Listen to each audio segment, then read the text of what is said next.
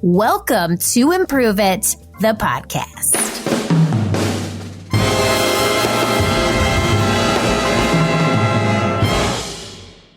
Blake Edwards, welcome to the Improve It podcast.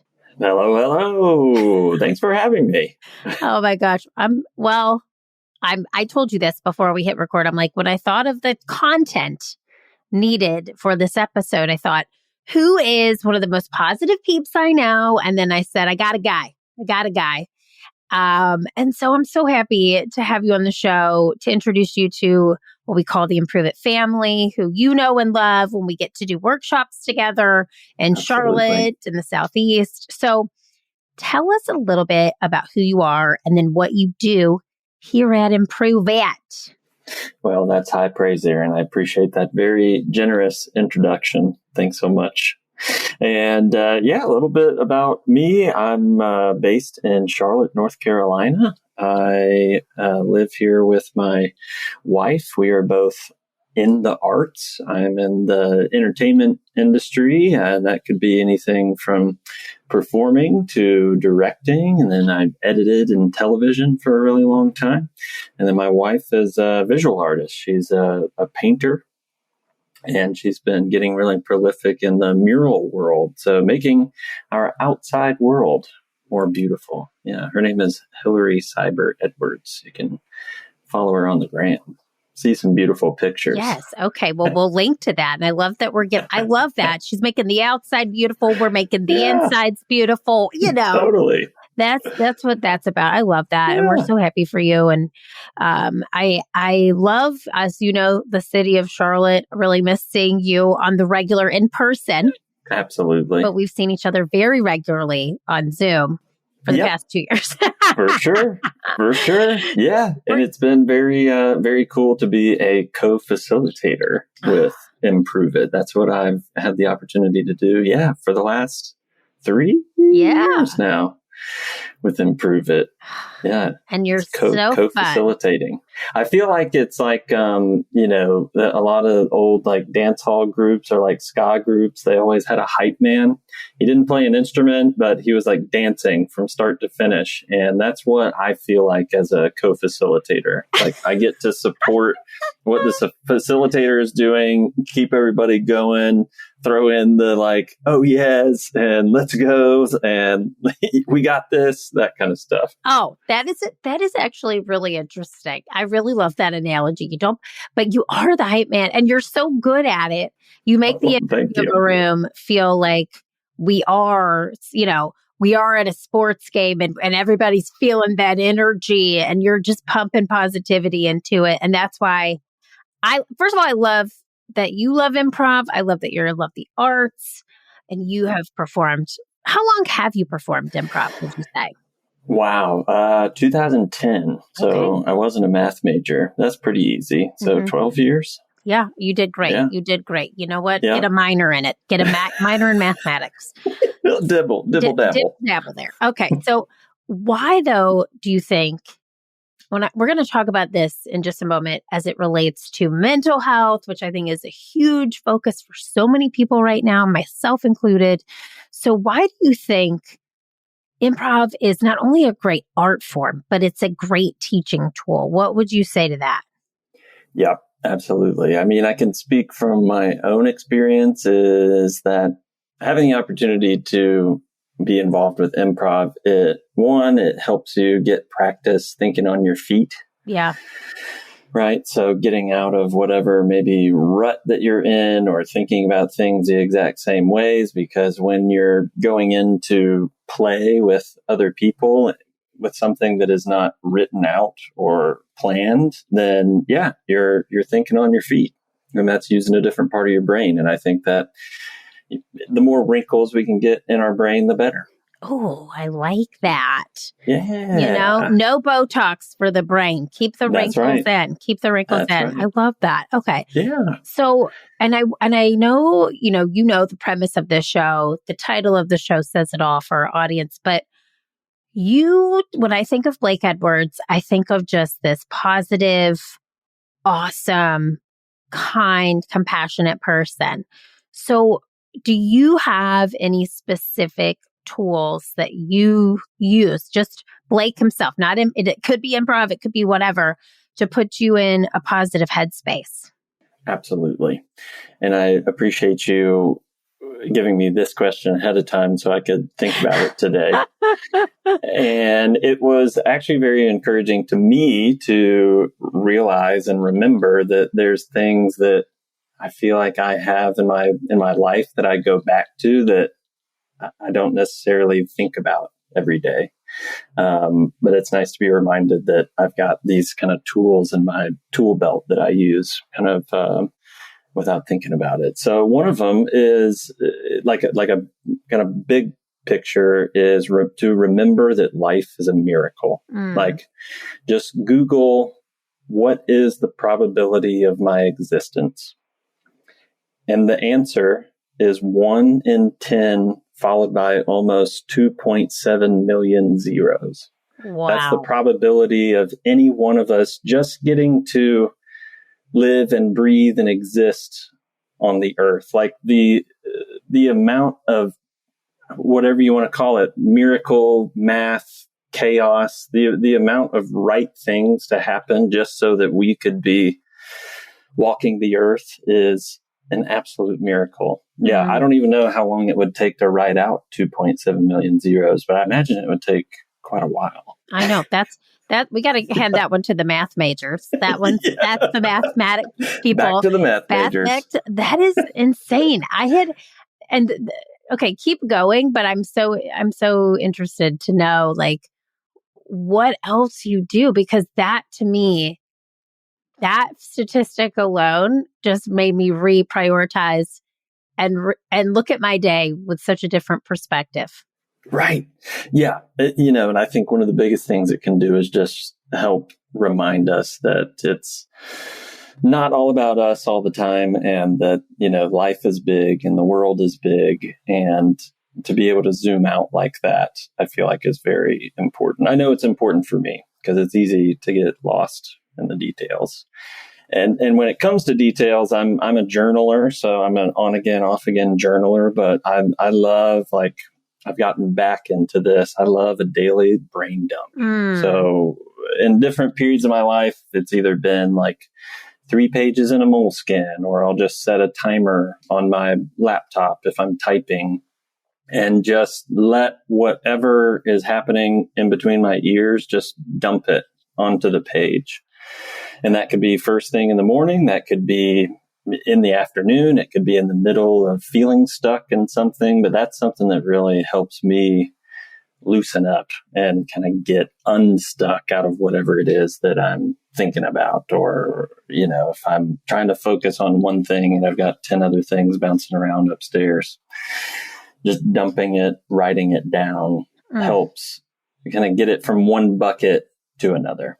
I love that. So, okay, 2 thoughts on what you just said. One was the world is so big, and you're so right, because I just was in an airport this weekend, and I was, normally now I'm working from home. I see the same people all the time. In my real life, I see the same people. Zoom's a different story, but Right. You see a lot of yourself. I see a lot of myself. I try to not look here. But it's like, I feel like a lot of the times we get so consumed in that we consume ourselves with just what we can see right in front of us. And when you put yourself in scenarios where you see just people from all over the world and you walk in that, there's just so many people. I was like, wow, I haven't been around this many people in a long time. Yeah. And I just felt really grateful in that moment. And I felt, wow, it's nice to feel like such a small little dot in the middle of all of these people whose lives are just as important, and that was a really neat perspective. And then 2, I love the journaling. So have you ever read the book, The Artist Way by Julia Cameron? Yeah. So morning pages, that's like the 3 pages. That's part of, Yes. A couple of my resurgences in journaling have come from. I love it. And she has a new book, very similar, but it's like a 6-week version. We'll link to that in the show notes too. And now I'm blanking on the name, but I just started that. So I started my morning pages back up like last week. So very cool. How's that been? amazing, to be honest. And I love that you do it. And of course you do, because it puts everything in perspective. It makes us feel like the thoughts have a purpose. Do you know what I mean? They're not just there. They have a purpose. Yep. So we're talking like, this leads us into mental health, right? Like there's such a focus right now, and there should have always been a focus, but just given the past 2 years of everyone's existence, what we've gone through, just life happens, things have happened, circumstances, all of it, the pandemic, what's going on in our world right now. So I want to talk about what you and I both know to be true, is that improv can be medicine. It can improve your mental health. So if you could give the Improve It fam 3 ways that improv improves your mental health, what would those 3 things be? It's that spoonful of sugar. That's it. Helps it go down. Yeah. Helps it out. Yeah. One of the things that I feel like has been beneficial for me and my mental health with improv is that it is a cooperative art form.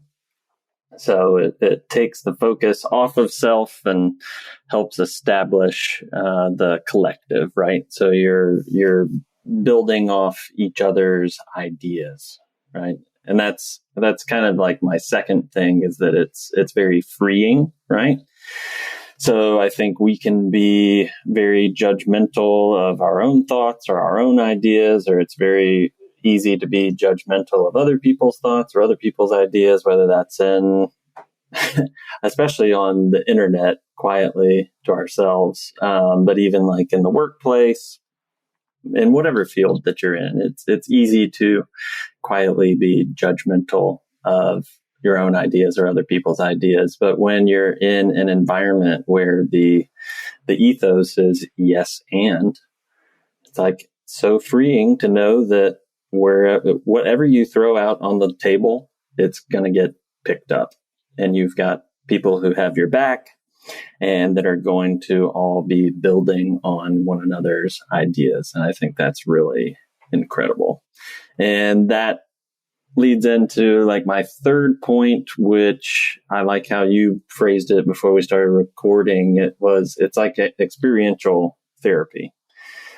You know, again, it's getting out from between my own ears. It's boosting endorphins. It's playing, right? So once upon a time, we all had recess. We had a recess period where what was our only assignment? It was to go outside or to go in the gym on rainy days and play.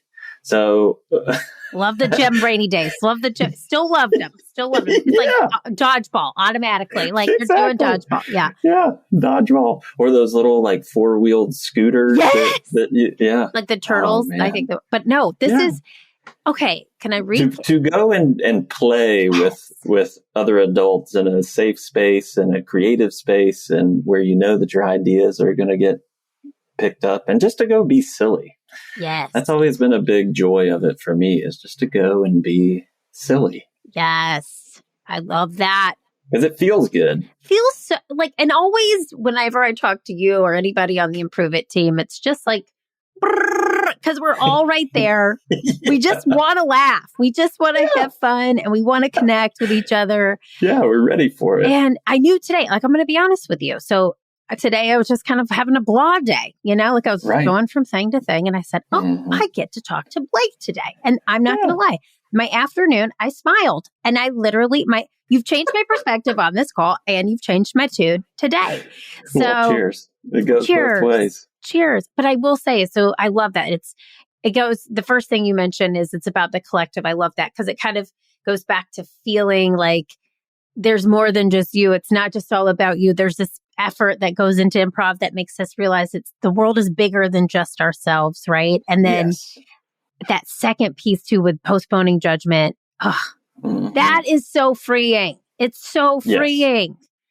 And if we can even allow ourselves, if we've never taken an improv class, if we can just allow ourselves to let go of all of the horrible things that we say to ourselves. I mean, that we would never say out loud to anybody else. No. And so I've had people correct me. They're like, would you say that to one of your clients? And I'm like, no. I would not, but I say it to me, right?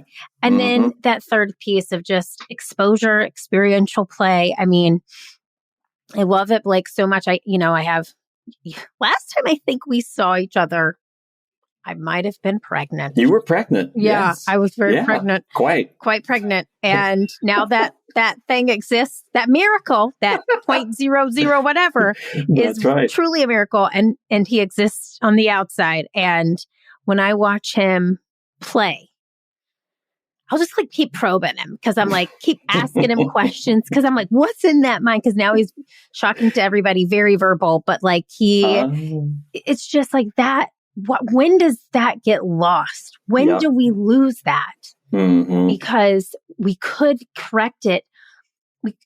So it all kind of leads into this whole notion of just play, postponing that judgment, and really just allowing ourselves to realize that the world is bigger than us, but that the voice that we have within that world can carry a great message. And so if you can do all that, take this lesson of how improv can help your mental health and run it through the through line of how can I take these ideas and put it into motion today?